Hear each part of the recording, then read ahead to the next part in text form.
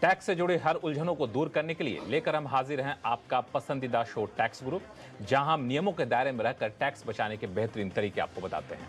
नमस्कार, मैं हूं लक्ष्मण राय और आज हमारे साथ होंगे जाने माने टैक्स एक्सपर्ट मुकेश पटेल साहब अहमदाबाद से। सर, आपका स्वागत है सीएनबीसी आवाज में।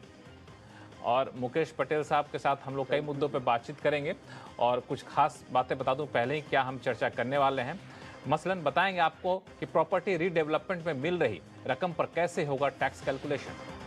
विदेश यात्रा के दौरान चुकाने वाले इंश्योरेंस पॉलिसी प्रीमियम पर क्या कर सकते हैं टैक्स छूट का दावा।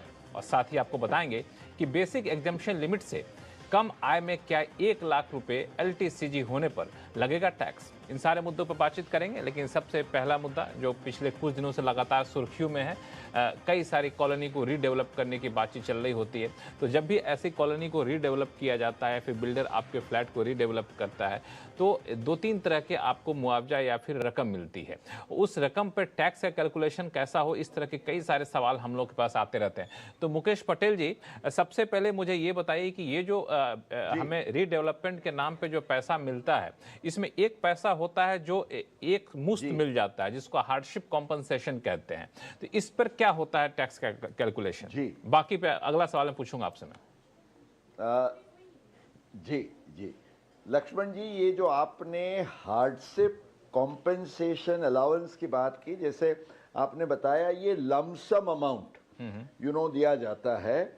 और इस कारण से, जैसे इसका नाम है हार्डशिप, अब जब भी रीडेवलपमेंट होता है तब आप कई सालों से अपने एक फ्लैट में या घर में रह रहे हैं, आपको डिसलोकेट होना पड़ता है क्योंकि रीडेवलपमेंट की एक्टिविटी को हाथ धरा जाएगा।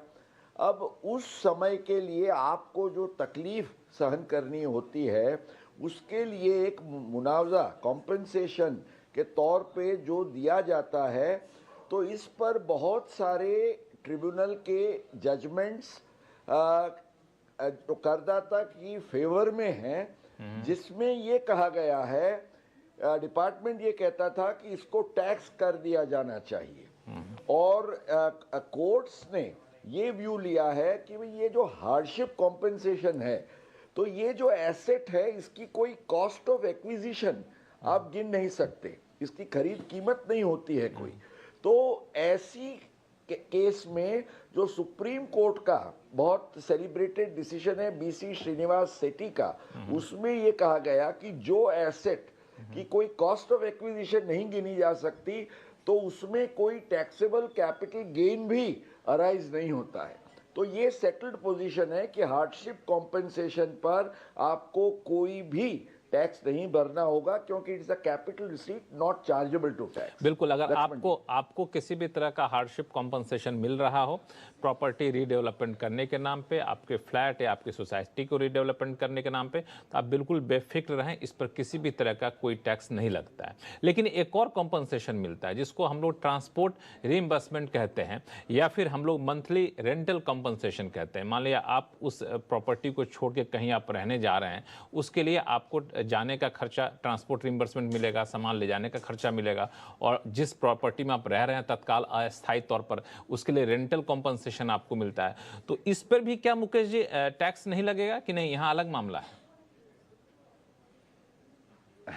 यहाँ एग्जम्पशन तो आपको मिल सकता है, लेकिन यहाँ नियम ये रहेगा लक्ष्मण जी कि मान लीजिए आपको ट्रांसपोर्ट के लिए आपको 25,000 दिया गया और आपने एक्चुअल जो खर्च किया है वो 20,000 का है, तो 20,000 आपको एग्जम्प्ट मिलेगा। 5,000 जो आपने खर्च ही नहीं किया, आपकी जेब में गया, उस पर आपको टैक्स भरना होगा।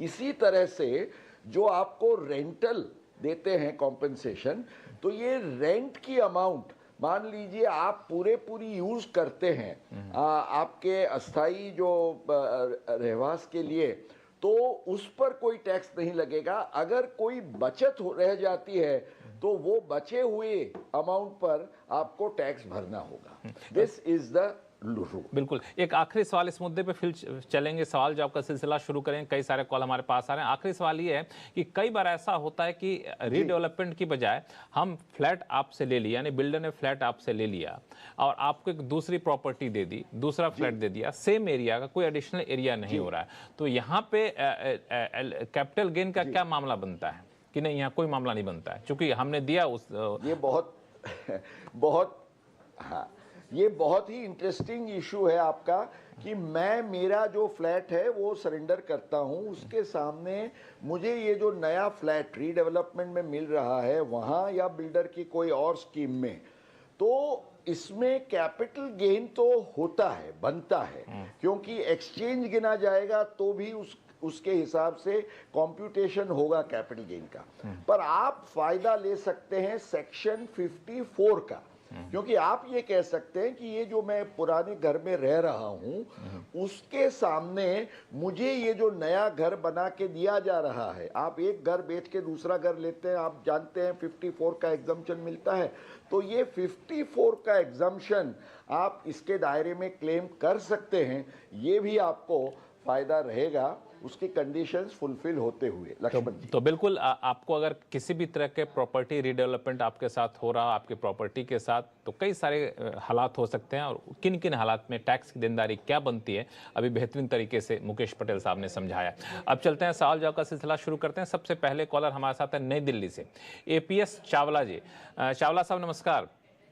नमस्कार सर। आपका राय सर नमस्कार जी नमस्कार। आपका नाम एपीएस चावला मैं पढ़ रहा हूँ, आपने भेजा नाम लंबा है क्या? आपने सिर्फ एपीएस ही लिखा? बहुत ज्यादा लंबा है सर, वैसे बड़ा शुद्ध नाम है। हाँ। अमृतपाल सिंह चावला। अमृत, अरे क्या खूबसूरत नाम है आपका, तो इसको पूरा नाम भी लिखेंगे तो बोलने में किसी को दिक्कत नहीं, बहुत ही बेहतरीन अच्छा नाम। धन्यवाद सर। बताएं क्या उलझन है टैक्स की?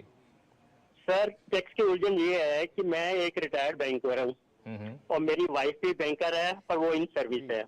हम दोनों के नाम अपने अपने नाम इंडिविजुअल प्रॉपर्टीज हैं। ठीक है। फ्लैट्स हैं दोनों की अपनी अपनी इंडिविजुअल नेम पे।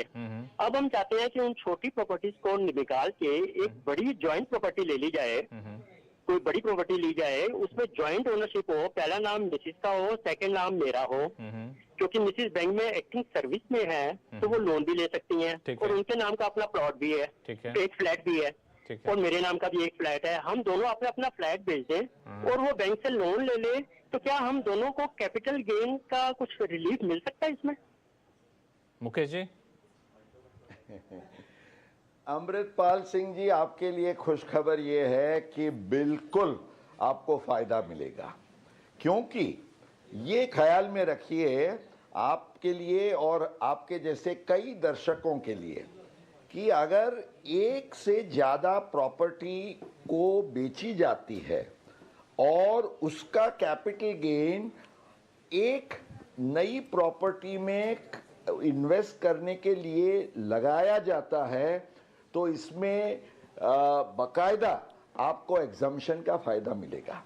माना आपने जो आपका गेन आपको मिला उसको आप को-ओनर के तौर से इन्वेस्ट करते हैं, आपकी वाइफ को भी जो मिला वो भी आप को-ओनर के तौर से इन्वेस्ट करते हैं, और दोनों मिला के आपने ये जो नई प्रॉपर्टी में इन्वेस्टमेंट किया, अगर आपका पूरा गेन ये नई प्रॉपर्टी की वैल्यू के अंदर समा जाता है तो आपको कोई भी टैक्स भरने की जिम्मेवारी नहीं रहेगी। बिल्कुल, ये ख्याल में रखिए। बिल्कुल आप निश्चिंत हो जाइए। ये अमृतपाल सिंह साहब को आपने टैक्स का अमृत दे दिया कि किसी भी तरह की टैक्स की जिम्मेदारी आपको नहीं मिलेगी, नहीं बनेगी। आप निश्चिंत होकर के आप ऐसा कर सकते हैं।